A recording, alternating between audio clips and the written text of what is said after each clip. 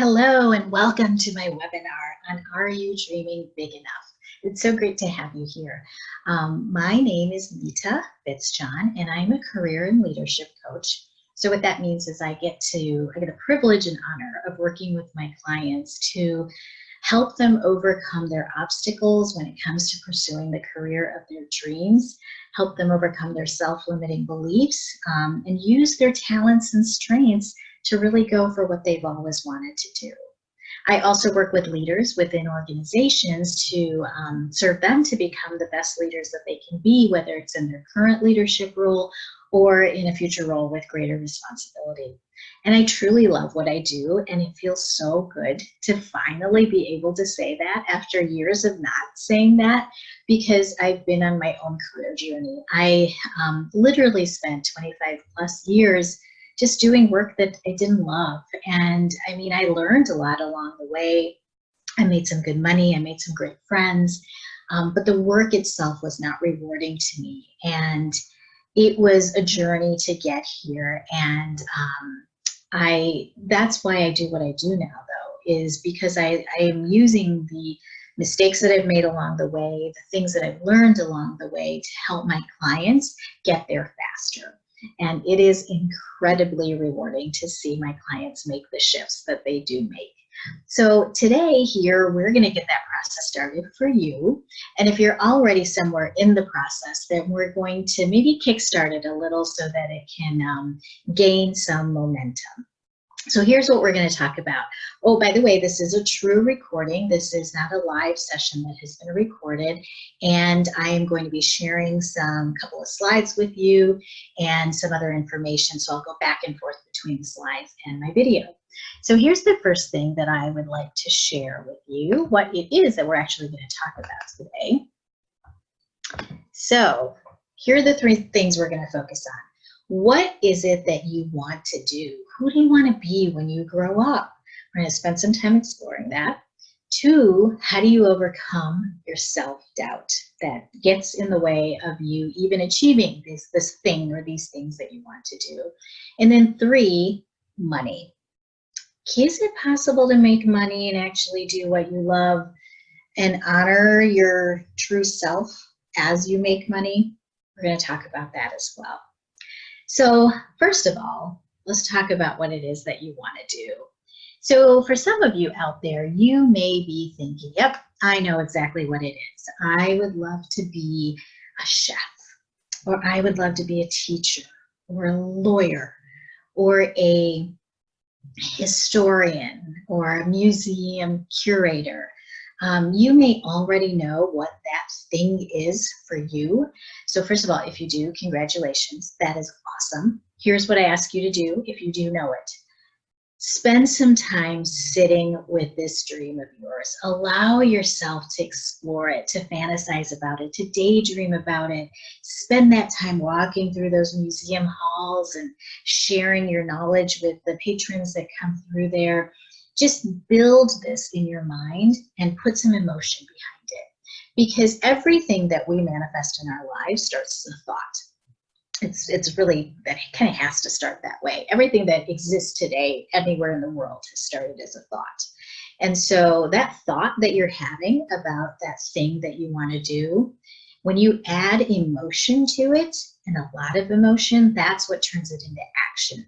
And of course, action results in further action and actually achievement of what we want to achieve. So relish in that knowledge and permission that you've given yourself, that you know what you want to do, and spend some time enjoying it. Enjoy everything about it so you can generate some emotion around it. Okay, now for the rest of you who are like, I don't know. I don't know what it is that I want to do. I really have no idea. Well, I'm going to give you some things to consider, some exercises to do to help you define that for yourself. I will say it's really kind of rare that someone has no clue, no idea what they want to do.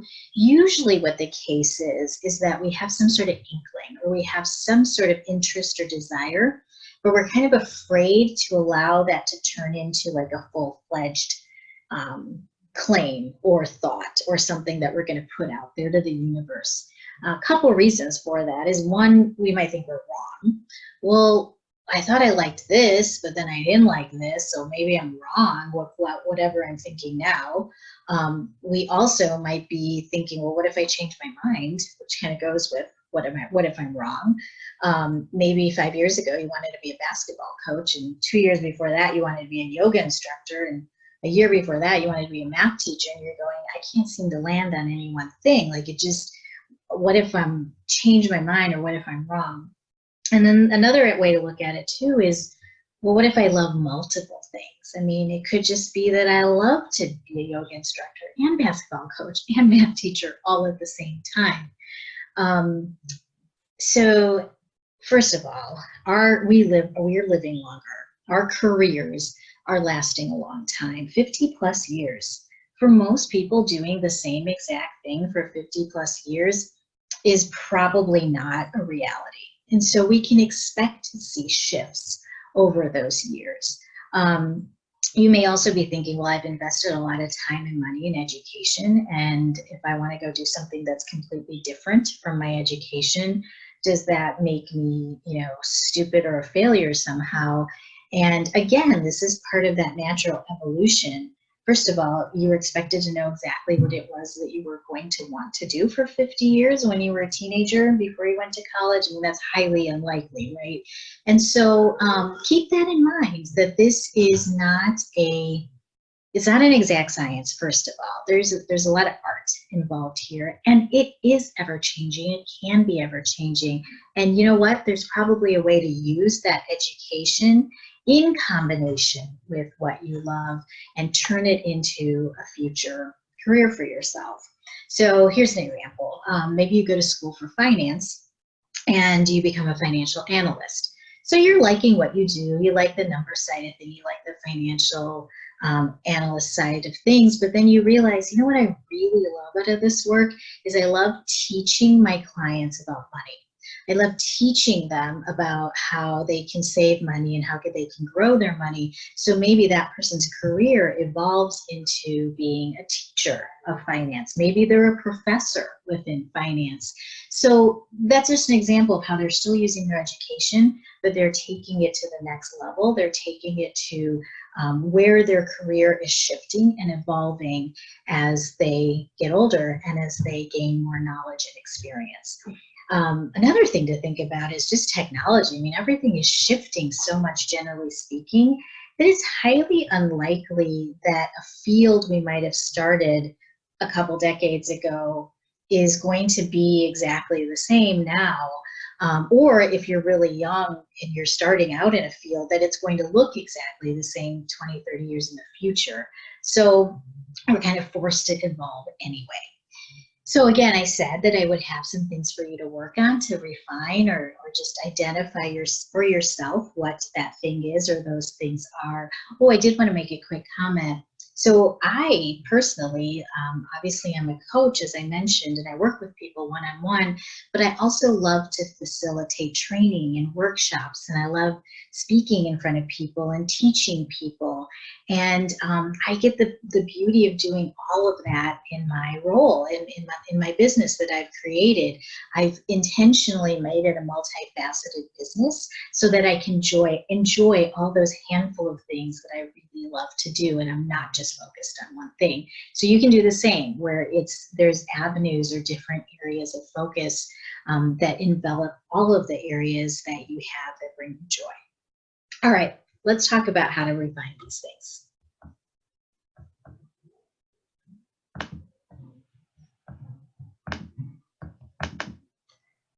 Okay, the first thing I want you to focus on is, what do you lose yourself in doing? What is that thing or those handful of things where you could go on and on and on for hours and you completely lose track of time? Maybe it's like what you see in this picture where you're out in nature and you could just be out there for hours. Maybe it's spending time with your kids or spending time with your dog or spending time doing some sort of creative work or craft. Whatever it might be, pay attention to when you lose yourself like this. because there's something there.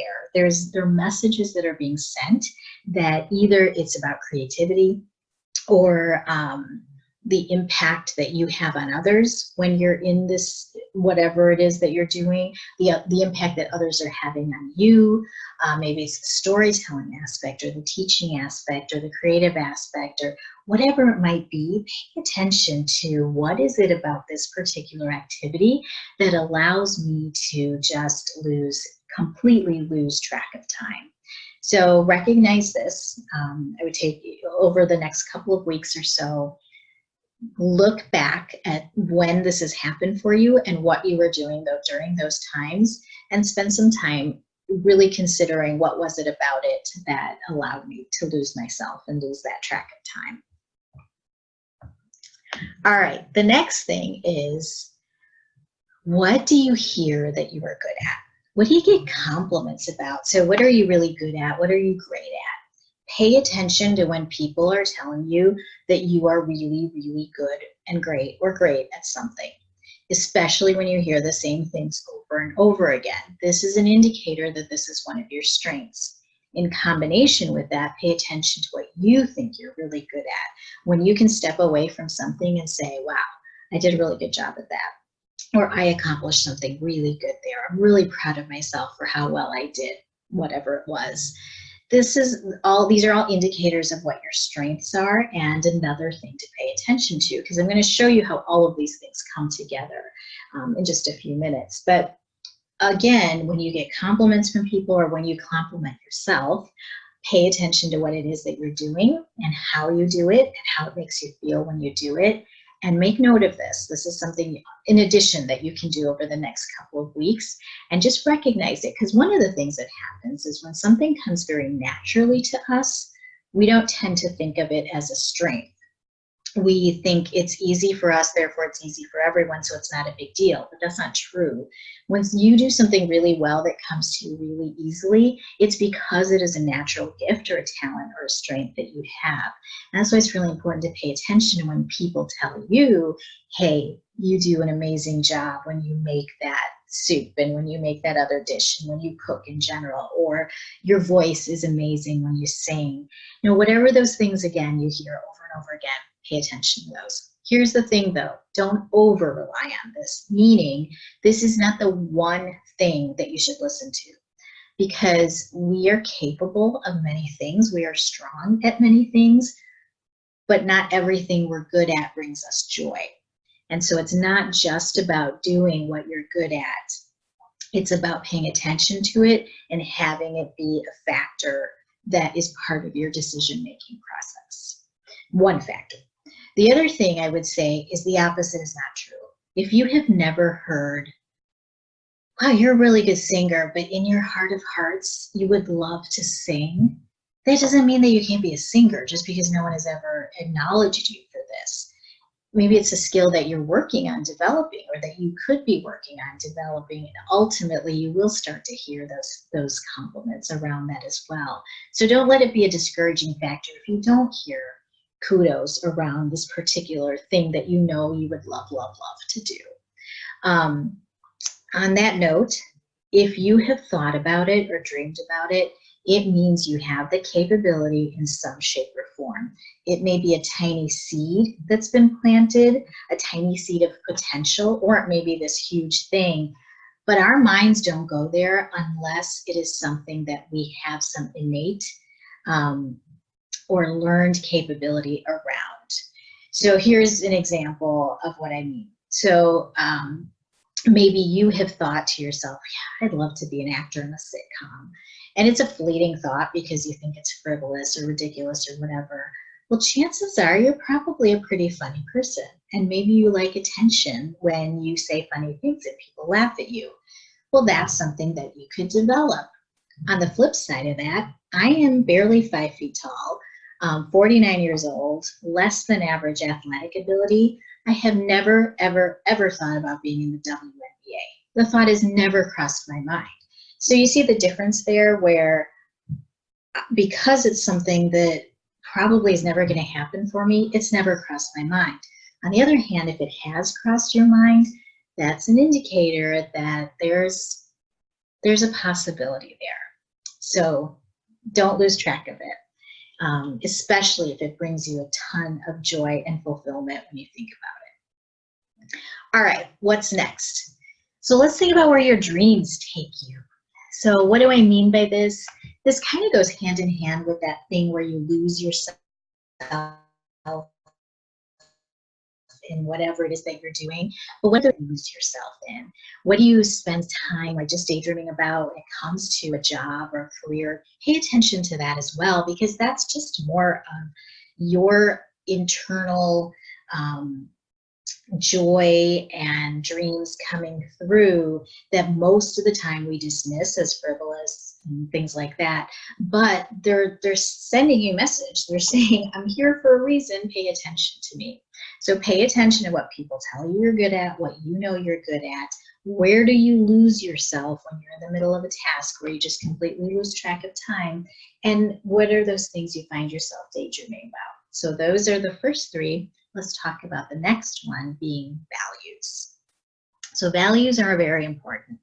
And what values are they are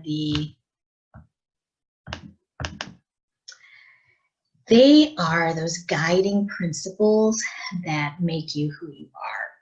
They're different from morals, because morals are more about right or wrong.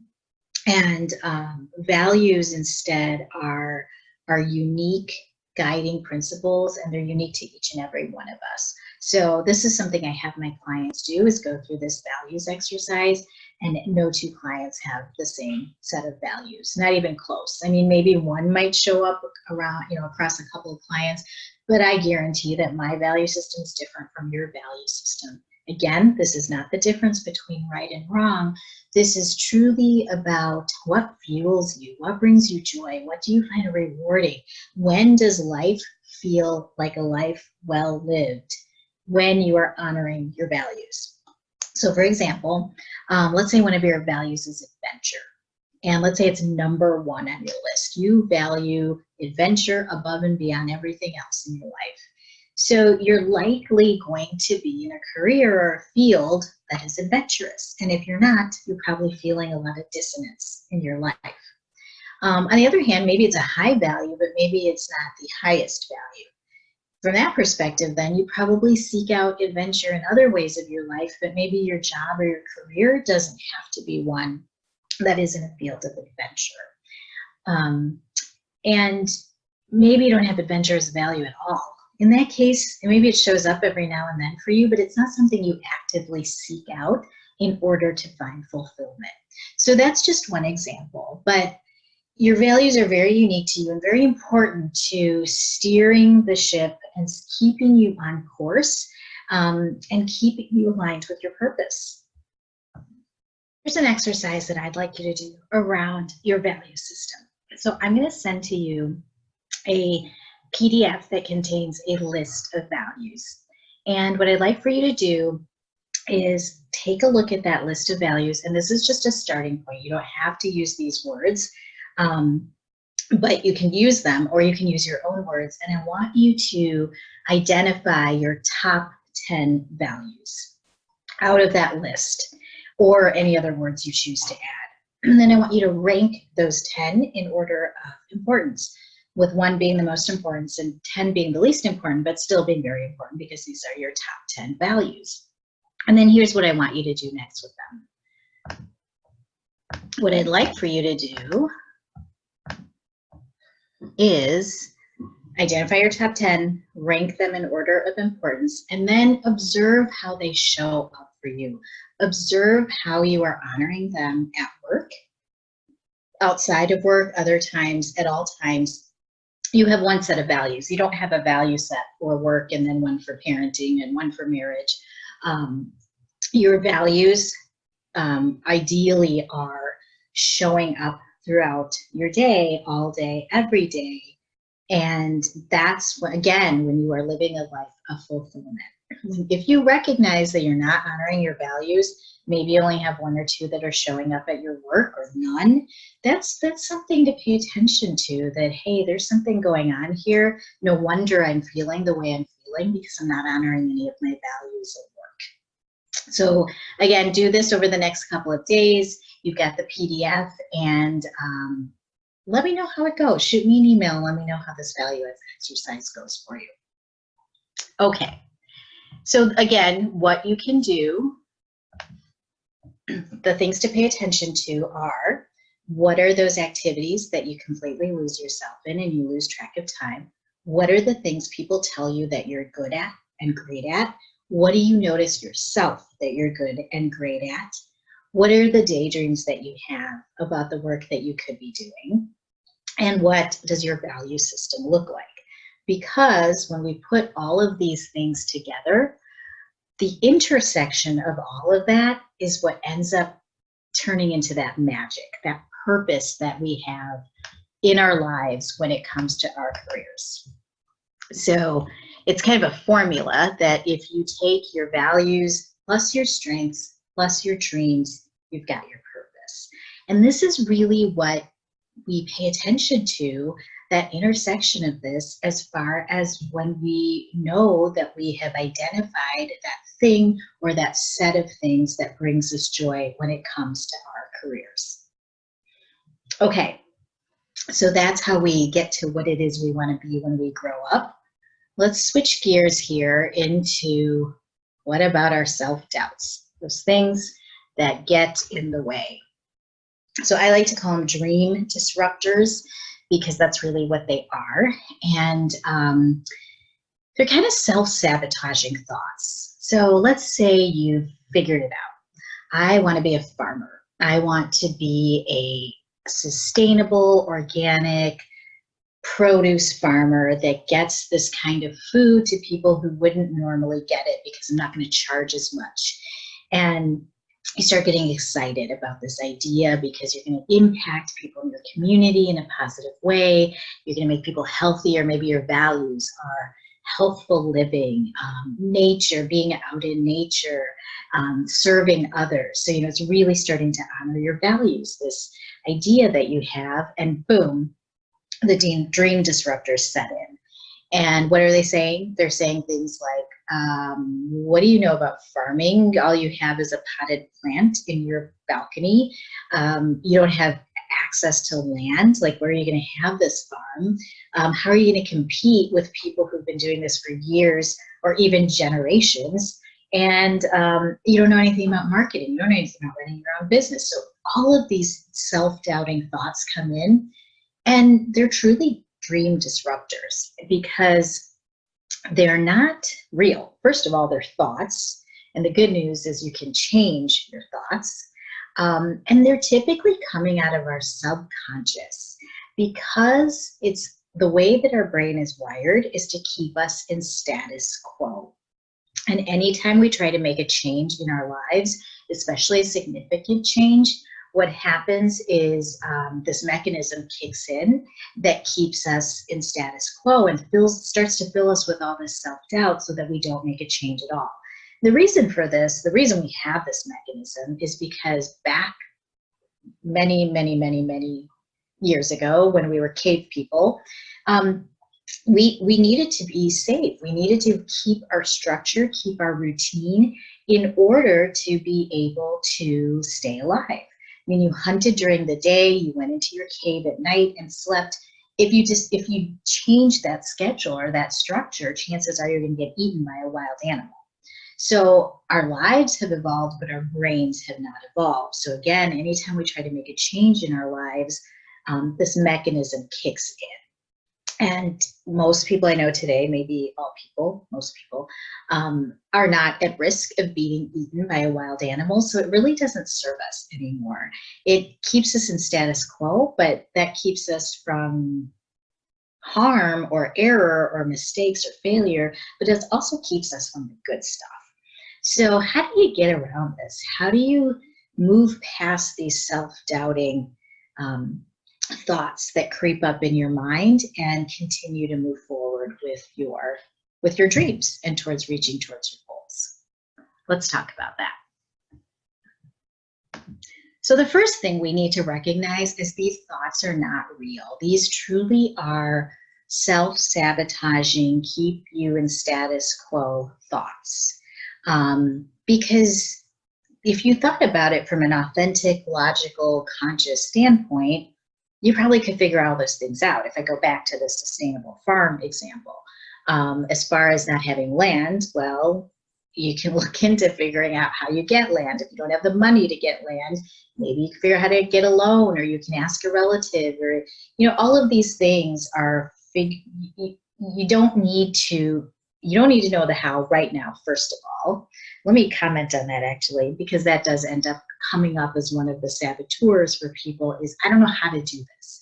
I don't know how to become a sustainable farmer. It's okay. The cool part about it is if you don't know the how, it means you're dreaming big. It's okay, because the how ends up getting figured out as you move forward. If you already know all of the steps to get from point A to point B, then you're not really dreaming big enough, quite frankly. It's the thought plus the emotion that fuels the action, and then action fuels further action. So if this individual that wanted this sustainable farm just started having conversations with people, you know what? They happen to know someone at the local farmers market who has created this sort of business for themselves with chickens. Well, maybe they could talk to each other, and maybe they could even partner. I'm sure that chicken farmer would be very willing to share their learnings with this new sustainable farmer. Oh yeah, the sustainable farmer also has a good friend who's had years and years of work as a marketing professional. They could probably work with them to figure out how to market their farm.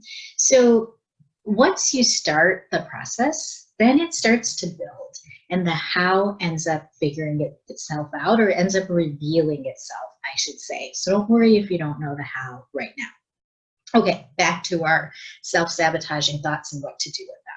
So you've got to get your conscious mind to influence your subconscious mind. So in our conscious mind, that is when we are actually doing things consciously, of course. And one way, so as this thought creeps up, so I think of one that comes up for my clients is the self-criticism, self-critical dream disruptor.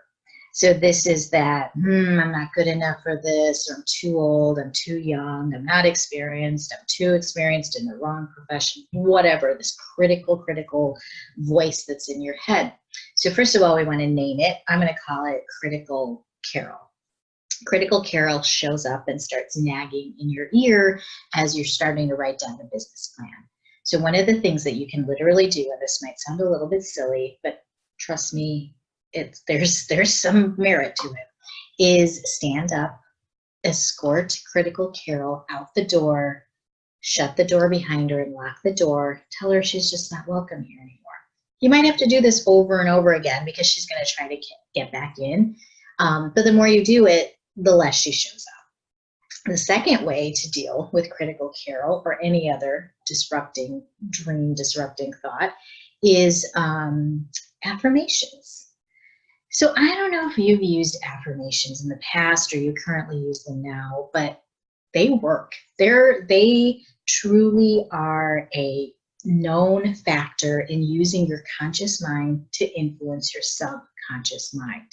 So you can certainly do affirmations, like write them out for yourself and maybe do them in the morning, or you can do them at night or whatever it might be, or you can, I like to use them a lot in the moment. And so again, when Critical Carol shows up, you have your affirmation ready and you're saying something to the effect of, I am a successful individual. I have demonstrated this in the past. And I will demonstrate it with my farming business, my sustainable farming business. I've already accomplished many steps along the way, and I know what my next steps are. I am ready, and I'm going to continue on in my success journey. So I made that up, but you can certainly use something like that or whatever works for you and literally say it on the spot. Say it out loud. Better yet, look in the mirror out and say it to yourself out loud. The more you do this, the more you exercise this muscle, the stronger it gets. And eventually what starts happening is you're able to hear that voice quickly and identify it and name it and dismiss it quickly. Ultimately, the voice starts going away. which is the best part. But you've got to exercise that muscle over and over again for it to be strong and to be effective. All right, so now let's shift gears into money. Money. What about money? So this is one of those things I hear from my clients a lot is I have got great ideas. I know that I have great things that I want to accomplish, and I have all these things that I would love to do, but I'm not going to make any money doing them. Okay, so this is really another saboteur at play. I call it the either or saboteur. Either I can make a lot of money, or I can live a balanced life where I'm not working a million hours. Either I work either I do what I love, or I make no money, or I do what I don't love and I have to spend my hours and hours doing work I just don't care for, or I have no money. So we put this into our heads that in order for us to be able to earn money, we have to be compromising our values. That's not true. You can absolutely make money by honoring your values. In fact, I would argue you will make more money when you honor your values. And I have seen my clients do this. When my clients finally start honoring their values and they finally release those fears and those self-limiting doubts and those saboteur-like thoughts that come into play, that's when they step up and they start coming up with ideas and they start implementing those ideas. Those ideas result in money. It is absolutely doable, and it is not an either or situation at all. It is truly one where you can focus on what you love and you can earn money doing what you love. I'm not saying it's going to be easy. It's not as simple as saying it's going to happen. Your creativity definitely comes into play here, but that's the cool part. You get to be creative about it. First of all, there doesn't have to be just one revenue stream. There can be multiple revenue streams in whatever it is you're trying to do. Let's go back to our sustainable farm example. So maybe the main revenue stream for this individual is actually selling the produce to local grocery stores. That's their bread and butter. But maybe they could also be selling their produce in farmers markets. Maybe they could actually have a little open house where they have people come to their farm every so often. Maybe they're going to put a store on their farm. Maybe they're going to write a book about produce and farming locally, sustainably, organically. Maybe they're going to make some recipes using their produce and they're going to create a local cooking show or write a book about those recipes. So you see there's a number of ways to be able to expand on that one concept to turn it into multiple revenue streams. Here's the other thing that I'd like to share around money. Passive income. So this was a concept that was fairly new to me a couple months ago, maybe 3 or 4 months ago. I had no idea what it was. If you don't know what it is, it's basically creating a revenue stream that is passive in that you've done the work up front and now the money comes in through this passive vehicle indefinitely. So one kind of well-known example would be writing a book. You write a book, you do that work up front, you get it a number of ways to get things published these days. You don't have to have some big publishing house that wants to work with you, and people buy it at Amazon. So that's an example of passive income. There are all kinds of different ways to find passive income, but this is just another way to add to your revenue stream. So again, it doesn't have to be one way or one path that is the only way that you earn money. And for those of us that have come from a job where you get one paycheck, we're kind of inclined to think that way, that only that one paycheck is going to get us what we need in our lives, but it's that's not the reality of it. The reality of it is that we have multiple ways, and it really is about being creative and having fun with it. It truly can be a fun thing instead of a daunting thing, because it allows you to come from a place of abundance instead of lack, because there is an abundance of money to be had out there. There are so many people in this world that there's an abundance of clients for you. There are an abundance of customers for you. even if you have direct competition. And if you have direct competition, it's actually a good thing because that means there's an established market for whatever it is you're trying to get out there. But this is the focus. The focus on abundance is what allows us to attract the right kinds of clients and ideas and creativity, as opposed to a focus on lack. So when people tell you you can't make money doing that, there's no way you're going to make money doing that, don't listen to them. Because when you do make money on it, they'll be your biggest fans. And they'll be the ones saying, I knew you could do it. I knew you'd be successful. So-and-so is so successful. It's just they're doubters until you get there. Now, I'm actually going to talk about that in a little bit here. But know that you can do it. Here's the other thing. Last comment on money. Our brains cannot go in two different directions at the same time. So if one of the things that you're thinking is, I doubt I'll make money at this, and this next thing you're doing is saying an affirmation about making money, but you don't really believe in that affirmation, it's not going to help you a whole lot, because your brain's not going to go in either direction. You're going to just be inactive. And that is not a helpful place to be. So again, use those affirmations, use that to influence that self-doubt and that subconscious to then get your brain going in one direction, the forward direction, and you will find yourself making progress in that direction. Okay. Here are a couple of other things I want to throw out there for you to help you with the self-doubts and the fears around money. And the next one is meditation. And you might be thinking, what does meditation have to do with going for the career of my dreams? And I will tell you a lot. It has a lot to do with it. It really is the biggest favor you can do for yourself and for those around you.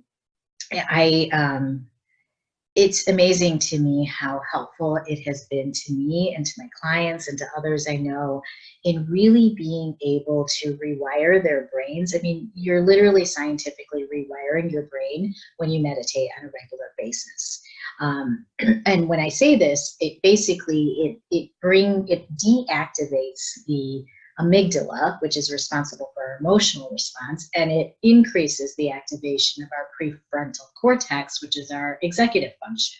So your emotional response is a lot more even keel, especially your negative emotional response, when you do meditate on a very regular basis. And you don't have to spend hours and hours doing this. You can literally do it for 5 minutes a day. Get up, do 5 minutes of meditation each day, and you will notice a significant difference in the way that you are responding to things, including those self-doubting, self-sabotaging thoughts, those dream disruptors. Meditation really works against them as well. If you don't know how to meditate, a couple of recommendations. One is an app called Calm, C-A-L-M, and I love it. I've been using it now for a while, and it's a guided meditation. So every day there's a different message around it. But you spend the first couple of minutes kind of getting into your meditative state, and then you're quietly meditating for about 5 minutes, and then you get like a lesson or a learning that's around mindfulness and meditation. And it's really, really good app. And they also have sleep stories if you struggle with sleeping and how to fall asleep. And those are good too. The other way is just focus on your breath. I mean, just sit there for 5 minutes with your eyes closed and focus on your breath, the in-breath, the out-breath. If you find that your mind is wandering, it's very natural. It's going to happen. Just come back to the breath every time you notice that your mind is wandering. So it's not a matter of preventing it from wandering. It's a matter of just bringing it back to the breath every time that it does wander. So highly recommend meditation. Start it immediately, and you will find the ability to start moving in the direction that you want your life to go the more you do it. Okay, so the last thing that I want to comment on is gratitude. So first of all, I have a lot of gratitude for you for attending my webinar. And having gratitude, generally speaking, helps us focus on what's possible out there, and then know that the world is a good place and there's so much available to us. There's so much abundance if we just allow ourselves to shift in that mindset. Certainly, like affirmations, you can do these, have maybe journal around what you're grateful for the day, or in the evening. Another way to really practice gratitude is just in the moment. And especially when there's something that's happening that you're not happy about, some sort of event or just something going on in that moment, switch your mindset to a mindset of gratitude and really think about what you're grateful for that situation. My daughter and I were driving the other day. She was in the passenger seat, and she's 16. She's driving now. She's a new driver, and there's a lot of construction going around, and she commented on this construction and how she wished it weren't happening, and the roads are fine the way they are. So I challenged her to think about what she's grateful about with the construction work. And at first she thought I was being silly, but then she actually, I asked her again, and she said, well, I'm grateful that we'll have better roads afterwards. I am grateful that the construction workers have work. I am grateful that the construction workers are safe doing their work. I'm grateful that I'm becoming a better learner as I drive on these construction, where the construction is happening. And she just went on and on. And within a few minutes, her mindset had completely shifted about this construction. And again, this is another one of those muscles that you need to use in order to strengthen. But I guarantee the more you do, the easier it gets. And before you know it, you're just noticing what you're grateful for from the very get-go. But again, this just opens you up to that mindset of abundance as opposed to lack. Abundance, abundance, abundance. It's out there for you. Your dreams are achievable. What you want is there. It's waiting for you just to draw it to yourself, to attract it to you. And I know that you're capable of doing it. And I know you can have that life that you've always imagined. So that's what I'm going to leave you with is it only takes a few seconds of bravery. Whatever that next step is that you are thinking of taking, take it. Take it. It takes a few seconds of bravery to hit send in that email or hit click on that contact me link on my website, or pick up the phone and call someone that you've been meaning to talk to about this next phase of your life. Take those few seconds of bravery, and I promise it will be worth it. With that said, I do have some commonly asked questions and questions that I've recently gotten that I would like to answer now as well. So let me start with those. So one of them was, are there other resources out there beyond what I've shared in this hour? And yes, there are. So if you're one of those people that would like a more concrete way of determining what it is you want to do with your life, or do going forward with your life, one of the ones that I found that I tried myself not too long ago is called careerexplorer.com. And so this asks you a ton of questions about what you like, what you don't like, what kind of environment you like to work in, what kind of environment you don't want to work in. It'll actually throw out jobs like, would you do this job? Would you do that job? And it's cool because at the bottom, it's got different professions that are kind of coming in and out with every question you answer. And it gives you an idea of what your top couple of professions would be. I was really excited to see that career coach actually end up coming up as one of my top ones.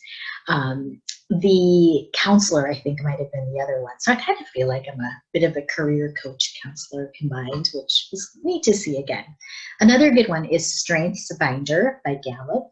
If you are not familiar, it's essentially an assessment that you do that gives you your top strengths. And the whole premise behind it is you play to your strengths. So a lot of times we're focused on what our weaknesses are and how to overcome those weaknesses. This is more about, if I'm really good at XYZ, then I'm going to focus on XYZ, and I will find other ways to fill in the gaps around my weaknesses. And I talked a bit about the strengths piece when I talked about the compliments that people give you and what they recognize you for. This goes hand in hand with that. This just gives you another way to know what your strengths are. And when you take those strengths again and you combine them with the values and you combine them with your dreams, that's when you get your purpose. Next question was, how do I help? How do I help as a coach? So I work with my clients, like I mentioned, to help them overcome these obstacles and self-limiting beliefs and really utilize their talents and strengths to go for the career of their dreams. And I do this through coaching sessions. So we start with an initial conversation just to understand. So I can understand what your goals are. You understand how I work. We see if we're a good fit for one another and move forward from there. Then the actual coaching process starts with the discovery. So I have you fill out a discovery questionnaire that kind of asks you some soul-searching questions to get you really thinking about what kind of life it is you want for yourself. I also have you do the values assessment and a couple other things. And then we spend some time talking about that, and so I can get to know you even better and get to know your goals better, and you get to know your goals better. And then from there, we go into topic-driven coaching sessions where you come to me with a topic. Let's say it's, all right, I'm ready to quit my job, but I'm not sure of how to do it, or I'm not sure of how to overcome my fears to get there. That's your topic. We spend an hour exploring that and helping you figure out how to get past it. And I require a minimum of 8 sessions for an initial package. I'm happy to work with clients for more than 8 sessions as well. And you can find out more about that on my website. So here's another question I get is, how many people of the clients I work with actually make it, like actually get that career of their dreams? And I would say all of them. And here's why. Because first of all, it means different things to different people. Some people just want to make small shifts in their career. Other people want to make huge, momentous shifts. But to that person, it's what they want and what they need. And they have all made progress. That's one of the things too, is it's not about chasing happiness, because when you chase happiness, you never catch up to it. You never catch it. It's really about finding out how to be happy with who we are and how to be happy with our current circumstances, because then we know when our circumstances change, even if it's for the better, we know that we're going to continue to be happy instead of thinking we'll be happy when we get there. I read a quote recently that I really loved, and it was, love getting there as much as being there. And my clients are definitely starting to experience that, and or they have experienced that, and it's really cool to see when they are feeling that way. Okay, another question I have is, I really don't know what it is I want to do. So even after everything I've shared, if that's coming up for you as well, including the CareerExplorer.com, the StrengthsFinder, I would say work with a coach, whether it's me or someone else. Work with someone to help you get it out of you. It's in there. It's just a matter of getting it out of you. Because one thing to think about is being kind of stuck in this state of confusion or overwhelm or I don't know, is it's kind of a cop-out. It's kind of a safe place to be. It may not feel good. It may not feel comfortable, but it truly is a comfort zone. It's like, well, I just want to stay in this comfort zone if I don't know, because if I do that, then I don't have to take any action. You are ready to take some action. So work with someone to help you get out of that stuck place. What's that one quote? Life begins outside of your comfort zone or after your comfort zone, something like that. But I totally agree with that. You are going to have to get out of your comfort zone in order to achieve that career of your dreams, but I know that you can. Let's see. Another question I get is, my family is not on board. What do I do if those around me, really close to me, are just not on board with me pursuing what I really want to pursue? So I think this is a really good question, because it's tough. You know, these are the people that are closest to you, and if they're not supporting you, it only makes it harder. But here's the thing. Typically when that is happening, it is because that family member's self-sabotaging thoughts are coming through.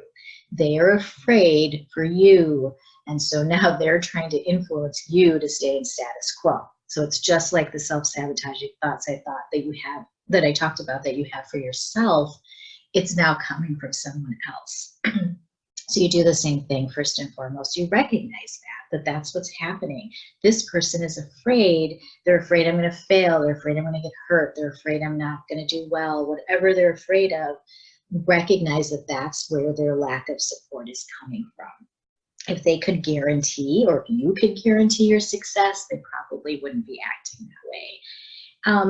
And what do you do after that? Well, you're probably going to have a conversation with them that, hey, this would be way better if you supported me, because I'm going for it regardless of whether you support me or not. I'd really love to have you in my corner and have you supporting me in the process. And finally, if they're just still not going to be supportive of you, then it turns into you possibly needing to remove them from this part of your life. And I don't mean completely remove them from your life, but more so maybe you just don't talk about this with them. Maybe you talk about all other aspects of your life, but you don't engage in a conversation around your career with this particular person until you're ready to. Your job is not to convince those that need to be convinced. They don't need to be convinced. Your job is to attract those that are already there with you, your tribe, your supporters. Surround yourself with those people who will help you get there, and the other people will eventually come along. Don't put your energy and time into those people that are not there with you now. Okay, I think that might be all I have. That's all I had with the questions. So if you have more questions, like I stated earlier, just send me an email at nita@nitafitzjohn.com, or you can just contact me via my website, which is nitafitzjohn.com, www.nitafitzjohn.com. So let's talk about next steps really quick here. What is it that I want you to do next?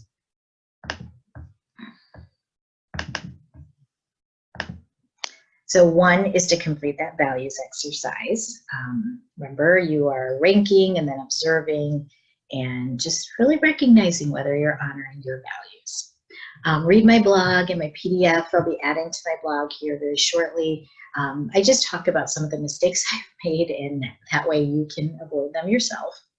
Look out for future events of mine. I will be posting those as I have them coming up over the next couple of weeks.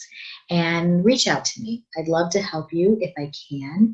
And whether you work with me or you work with someone else, don't let that stop you from really going for it. Again, it takes a few seconds of bravery. It's truly all it takes. I wish you the best.